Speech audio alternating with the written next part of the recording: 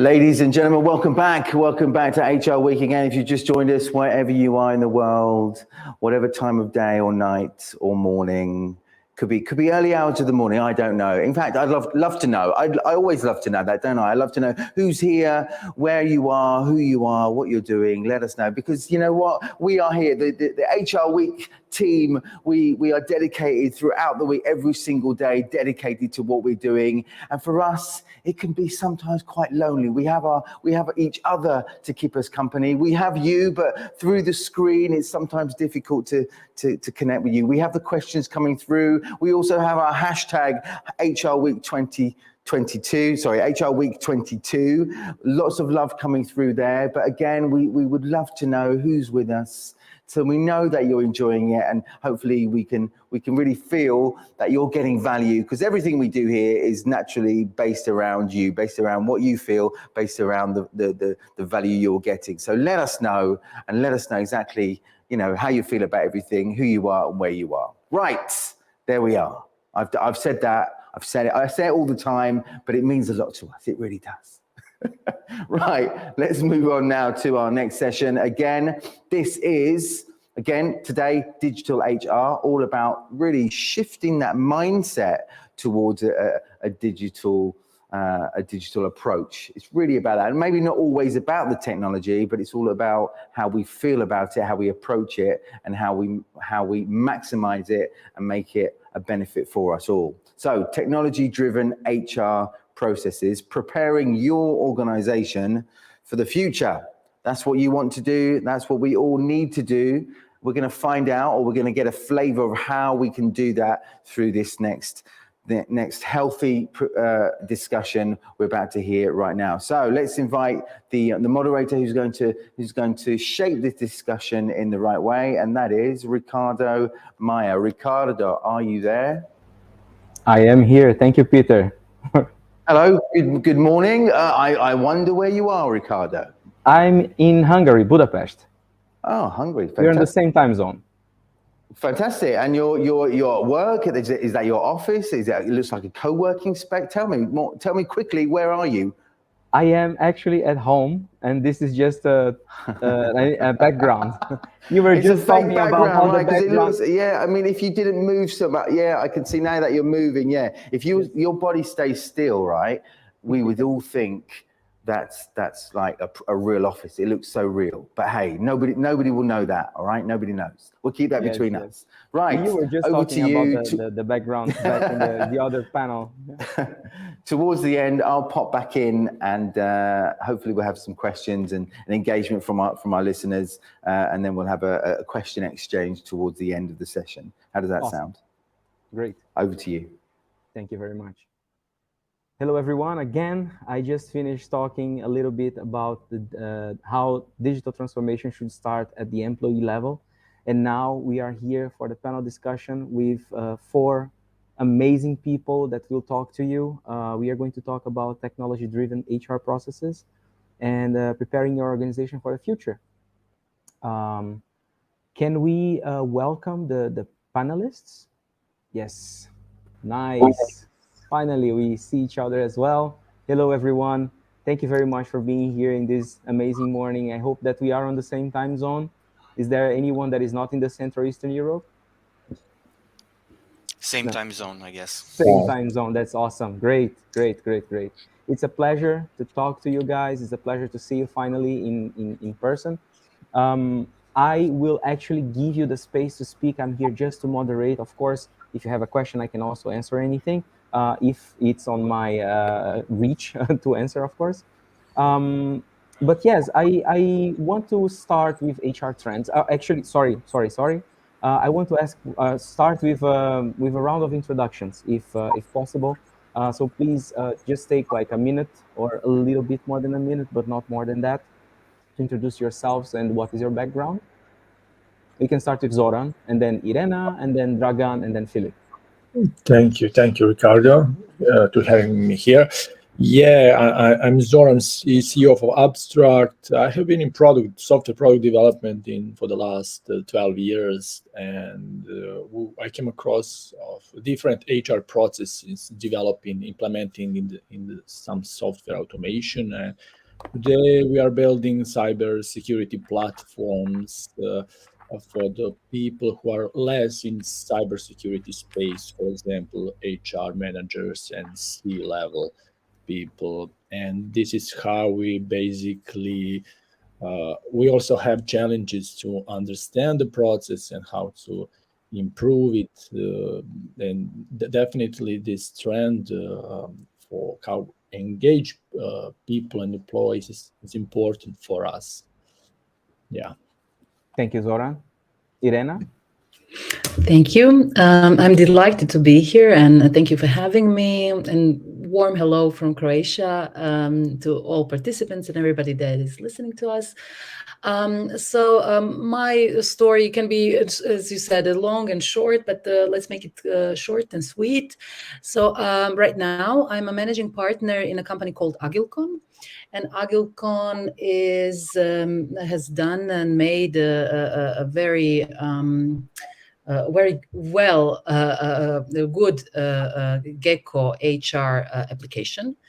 So basically, it's an all-around HR solution, and I'm happy to have even one of my customers here in on the panel.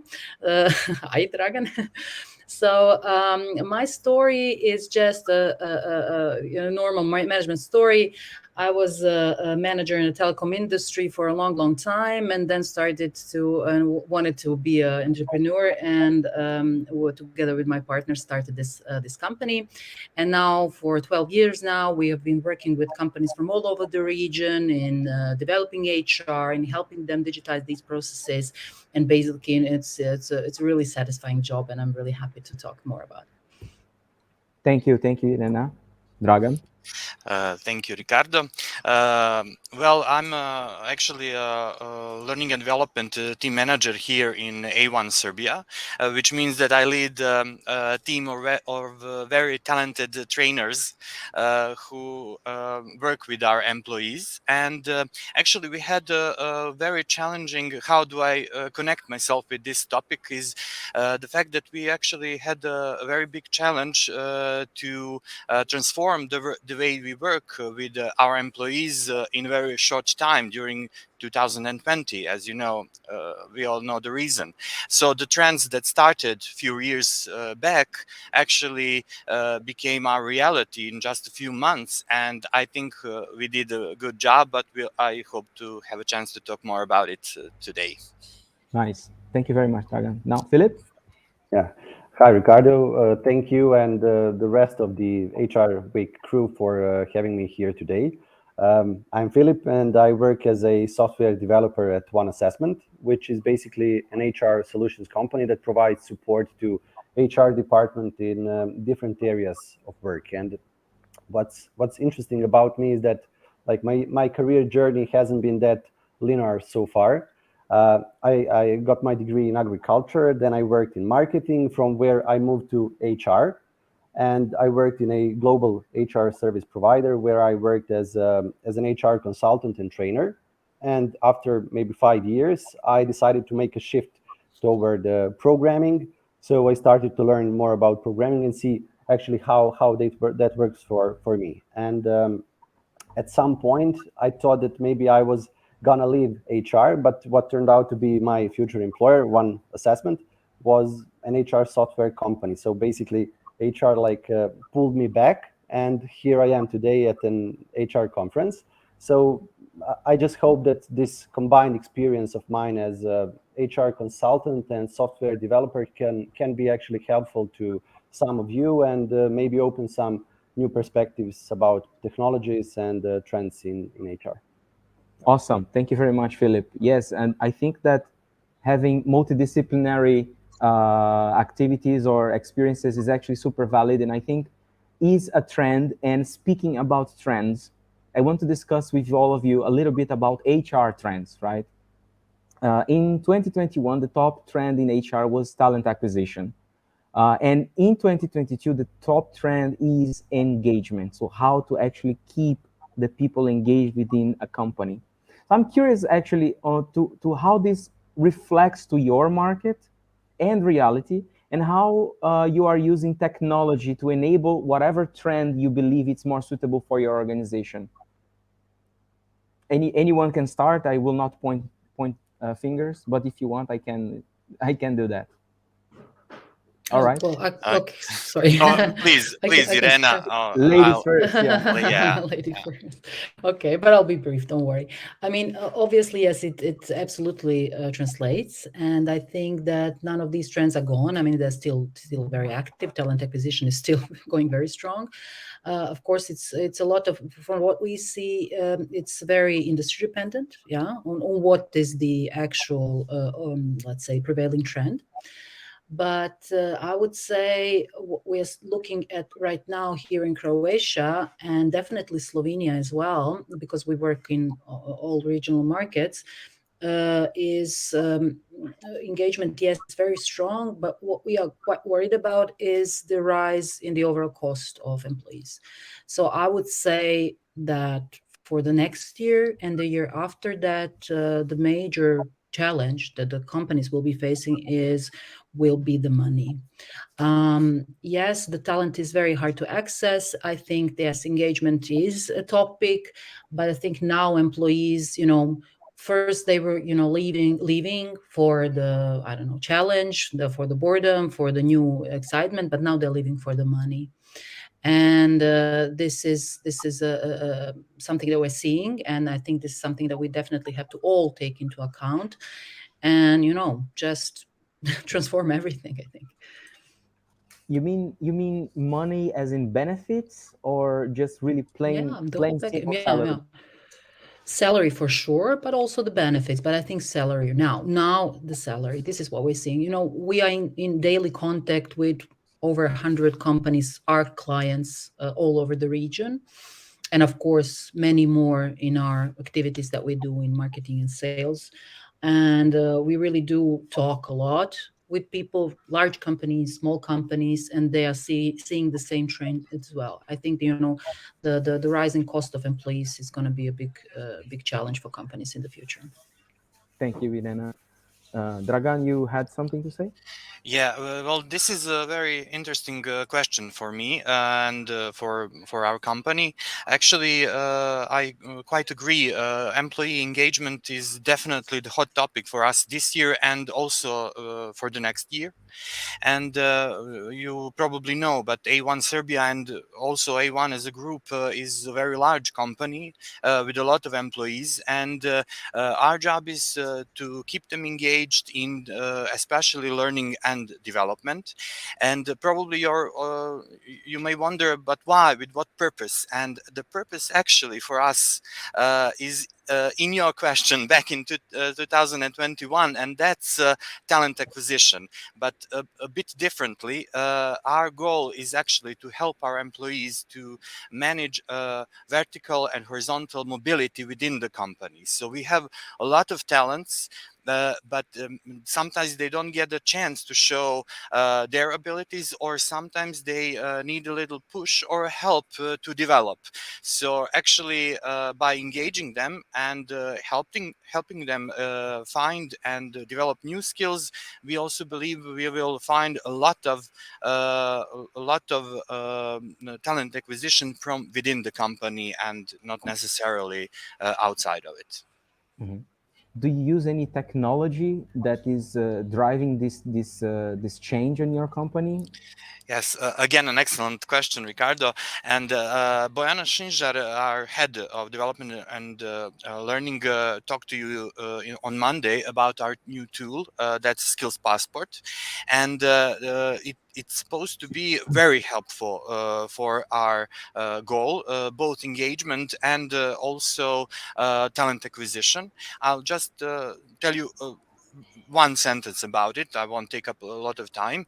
It's a tool that will allow us for employees to give us their needs, their wishes for learning, for development. We can see what skills they have, what skills they want to improve, and also what skills are they already willing to share.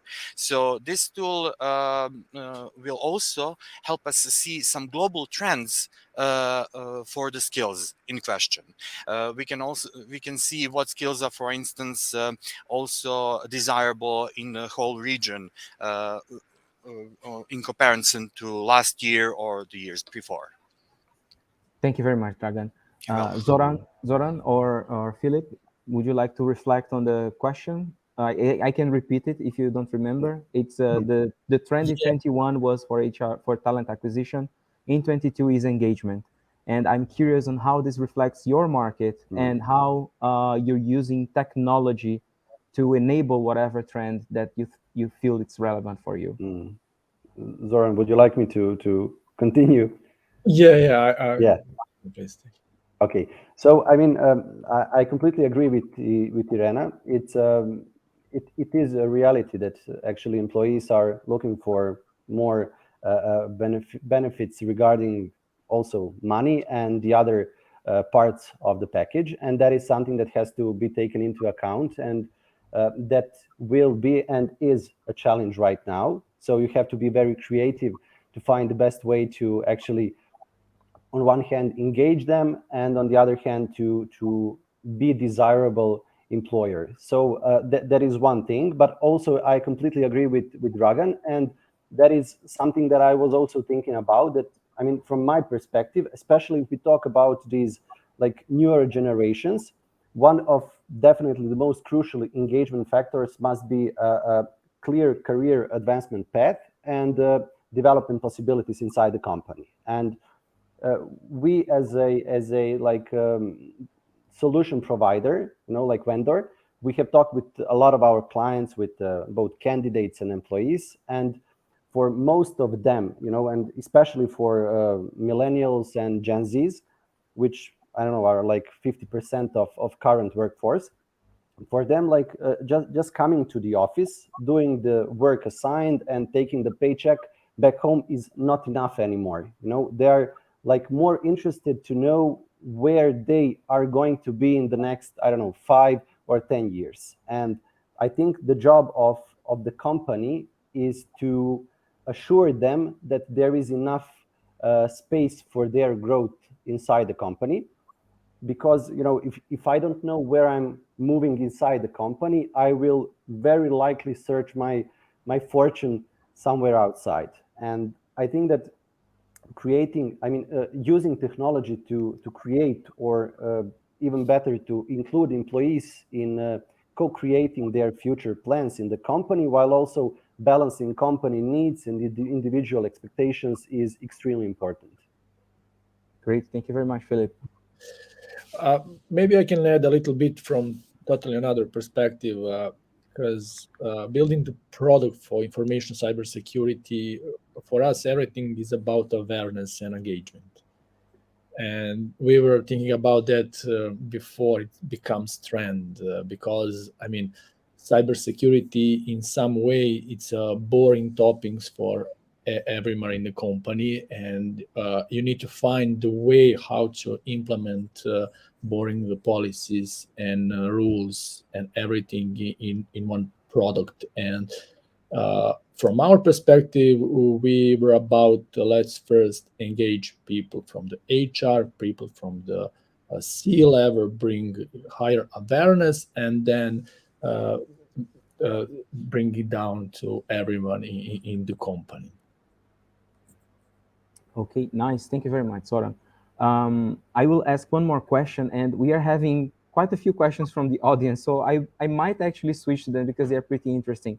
But before we go there, I am really, really curious about the implementation bottlenecks. So if you guys can actually help me finding what are the main bottlenecks to implementing technology as part of an overall HR strategy. and what have you learned when doing it in your organization? Or in case of Zoran, for example, as you are a service provider, if I understood it correctly, what are the main bottlenecks that your clients actually give to you? I also have a few examples, but I will start with you. Yeah, first I mentioned awareness. So talking with the different HRs in different sizes of the HR partner, we need to bring them importance of cybersecurity, how it's easy to implement, and maybe another thing is one more tool in the stack of different tools they are using. So integration with another tool. So make the HR everyday processes as smooth as possible.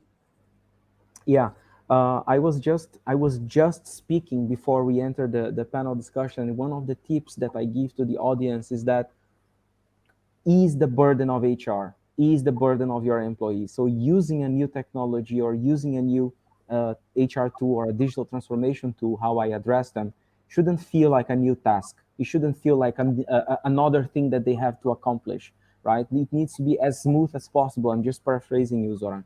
But I also want to hear this from Irena. What are the bottlenecks that you feel when you are implementing a new HR technology in companies or in your company? That's a very interesting question, and I'm really sorry that it's not asked more. When we talk with clients and stuff like that, I always make sure that we address the risks and possible obstacles. I think it is very important.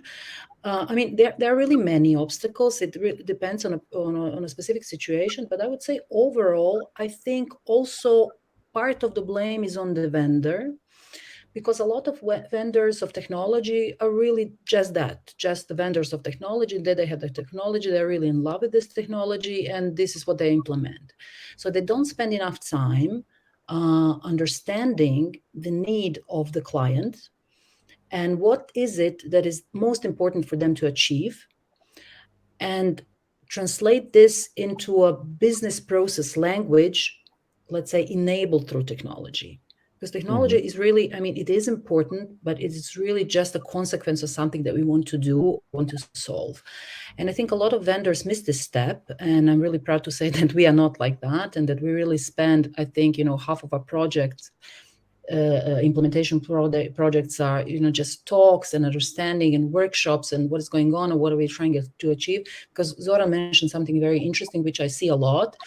Those are huge tech stacks, a lot of technology, a lot of applications, that people really in good intention wanted to implement to help themselves. And what they end up with is, like 1,000 screens. They have no idea, where the master data is, which data is correct, what processes, go where. And it's really, really, really bad. And I think, just looking, having a good strategy, that's the first one, having a right team and, giving them time and resource to actually do the project. I think that's also important, also a huge hurdle. And I would say also, to add to this, sometimes, unfortunately, with some people, it's not enough, let's say, attention and support from the upper management, which I think is crucial for any project, also for HR projects. So this is our experience. Thank you, Irena. I have time for 30 seconds more on this question. Anyone would like to chip in or add up something? If not, then I can. yes. Sorry, very short. I'll sound like a trainer for a few seconds. Sorry, but for me, my experience is that bottleneck is actually you maybe you heard of ATKAR model or tool of managing change. So that R last letter actually stands for reinforcement, and companies tend to implement something new, for instance, technology, but they don't babysit it after that. They don't keep reassuring people that they need to use it. So there's a lot of people when faced with change that just say, this will blow over. We'll go back to the old ways very soon. So they don't show that they don't want to use it. They just think it will not stick. And unfortunately, more often than not, that really happens because we don't babysit the new new processes enough. So I think that's the bottleneck that I'm faced with most currently. Yeah, and Ricardo, sorry if I can just add Please. one more thing. Yeah, I completely agree. You know, when you implement the solution, I think the most important thing is actually to get the buy-in from the people that actually are going to use it. You know, so in that initial phases, you have to demonstrate which are the benefits of the implementation of this solution. Is it gonna, you know, like save you some time? Is it gonna give you the better, I don't know, candidates or anything else that is the benefit and solves some of the pains that you are actually experiencing in your work? So you have to address it very carefully and with a good strategy, because when first people actually see how good it is, then they will be your ambassadors for other, you know, their colleagues. So I think that is very, very important. Exactly. Thank you very much, guys. I will also chip in just a little bit, just to say that I love the word babysit, because it, for service providers just like us, it actually is a reality. And for companies that actually want to create a change and that actually want to implement a digital transformation tool, they need to invest time in it. It's not about a miracle. There, you know, I keep saying, because I keep receiving this question all the time, because we say, yeah, we have a tool that helps with engagement, blah, blah, blah. And people are like, how do you measure engagement? I say, look, we don't measure engagement per se. We give you a platform that gives you different ways of creating engagement tools, and then you can measure them. Because, you know, there are different, it's such a deep question, it's such a deep conversation. You can't just say, okay, here's an aspirin, I'm going to solve your engagement problems. It doesn't work like that. We are humans, and every human has a different need, and in a company it's the same way. So yeah, that's a great topic. I think that we could talk about this for hours. Sadly, we don't have the time. But here is a question from the audience. We actually have a lot of questions. We will not have time to answer all of them. But here a question that is related to this. What would be your advice for HR during implementation of digital solutions?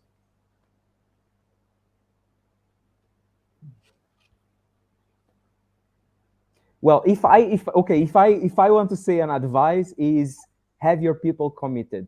It doesn't matter how many tools you have. If your people is not committed, it's not gonna work. I'll maybe add also listen to the people. I Very also good.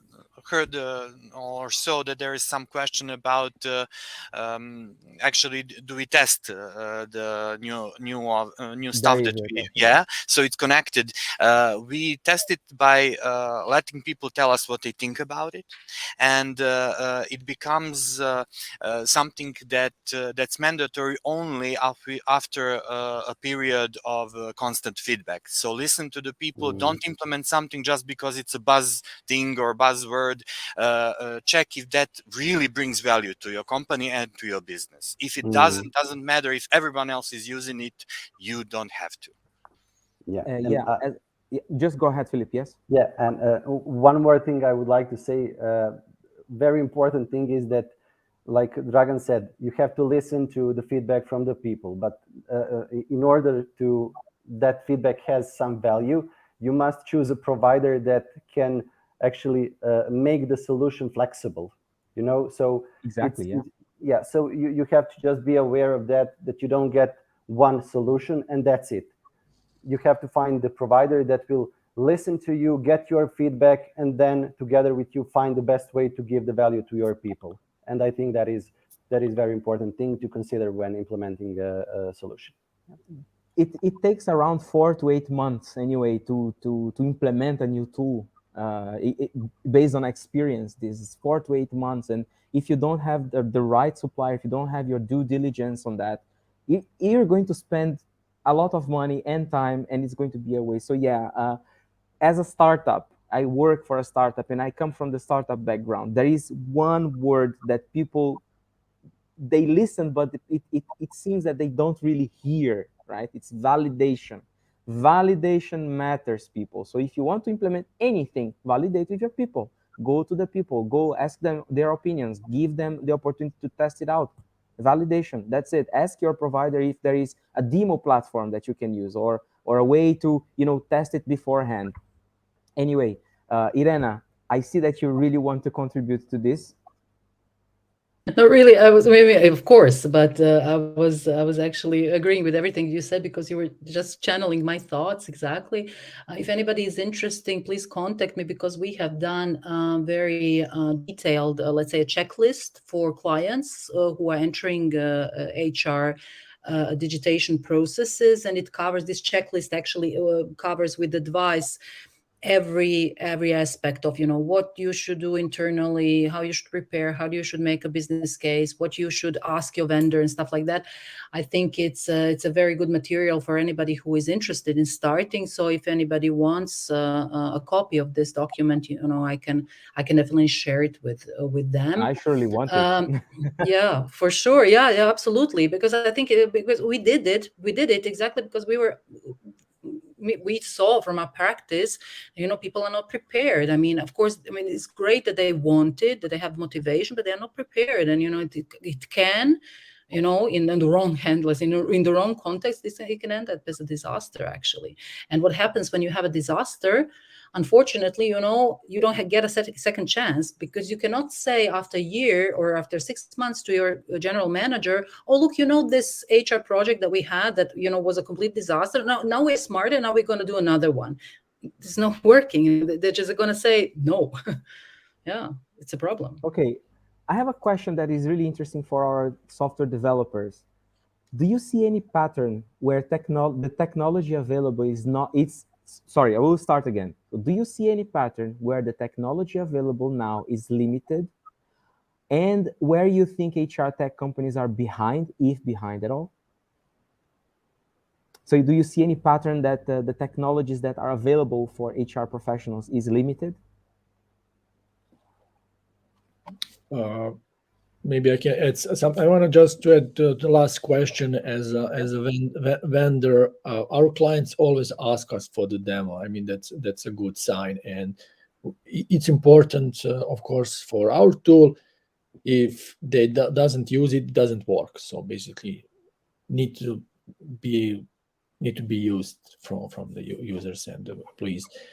And to answer to your question, once again, I think that from my perspective and our experience, maybe overview, understanding the whole organization and understanding how to say to have a clear assessment of the people and employees, something that's important. I think that's new technology, AI-powered technology, aggregating data from different tools and sources could help HR to make better decision planning and so on. Yeah, and Ricardo, can I say just when we speak about the limitation of technology, we are in very advanced stage of technology. We have AI, VR, augmented reality, and many other things that are very popular now. And I believe in the future they will be like a normal thing in every organization. But I think that still there are some limitations regarding the technology, and in many cases there isn't, and I think there shouldn't be a substitute for like human judgment in the HR decision making. So fairness in recruiting, employee evaluation, and other HR decisions actually requires human participation. And rather than just take the data and let it take over completely everything, we should explore how we as people in HR and data can work the best together. So the data should just be used to provide us options, recommendations. Of course, if they can automate some repetitive tasks, that is great. But in the end, I think the people should be the one who makes the final decision. I couldn't agree more. All right, guys, we have 5 minutes. It's been really, really interesting. I love talking to you. It's sad that we only have this 40 minutes. I would like to ask you to have like some final remarks. If you want to share something that is deeply important for you in relation to HR and technology in HR, and what can you give as a final quote-unquote advice or perspective from your point of view? We can start it with Filip. Yeah, I think that okay, we as a company provide like services in different HR departments, but I would like to like address one part that I believe is very important right now, especially because we have this specific work market with the great resignation and everything that is happening, but also we have like huge competition and this never hire turnover. So I think when we like choose the best people for us during the process, we shouldn't just focus on their technical skills, because jobs change, you know, job descriptions change, and we don't have those rigid, like really specialized job positions anymore. So we should think about how can we assess what competencies people have, which are their motivation, how good are they going to be in learning new things, and maybe the most important thing is how good a cultural fit they are. And I think all those things can have an enormous effect on our quality of hire, both short term and long term. And this is where we can actually use the benefits of the technology to analyze that big data, to automate those repetitive tasks related to, I don't know, sending assessments, collecting answers, ranking the candidates, and then we can give people in HR enough information so they can make the final decision with more confidence about their choices. Thank you, Filip. Can we follow up with Dragan? Yes, well, I'm still thinking about the question why that I posted earlier, and now with all these tools, we have so much data. We have data about what our employees want to learn. We have data about what we have given them, and so forth. But the question is why or what for, and the answer is to stay relevant. Us as a learning and development team to stay relevant with the topics that are necessary for our employees, but also by transference for our company to stay relevant in this world, in the business world. And why I'm also thinking about middle management.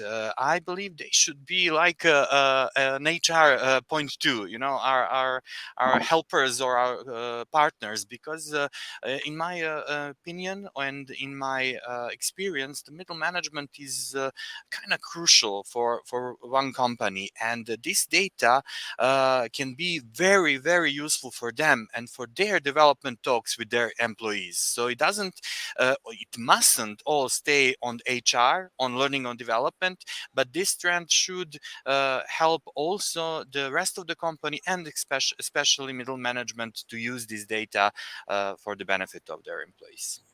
Thank you, Dragan. We are really running out of time, so Irena and Zoran, I'll really be short. Sure, don't worry. I'll be short. So my biggest advice is digitize everything and automate as much as you can. HR job is hard enough. It's going to just get harder. So, remove everything that is repetitive and manual from your daily operation. So that's the one. The technology is there and it's very available. So it's really not a problem. On the skill level of HR, I think there is also a lot of work to be done. I mean, HR people are great HR professionals, but what I think that they would very benefit from is to upskill in terms of, their sales skills, their marketing skills, both for the purposes of, attracting talent and talking to people and stuff like that, and understanding the business. But this will give them a better, standing when they are talking internally with their managers and especially higher management. So the interdisciplinarity that we were talking about at the beginning. Sure. Yes, Zoran, yes. just to finalize, as Peter is already here to kick us out. I will share just my observation coming from the technology company. I think that the future is that HR will lead changes, and thanks to the technology. In our company, we first implement the new things in HR department, which is easier, and I encourage HR department to implement as much as possible new trends and lead the technology revolution. Thank you very much, Zoran. For everyone that is watching us, thank you so very much for being here with us, for asking such interesting questions. Please take advantage of the event.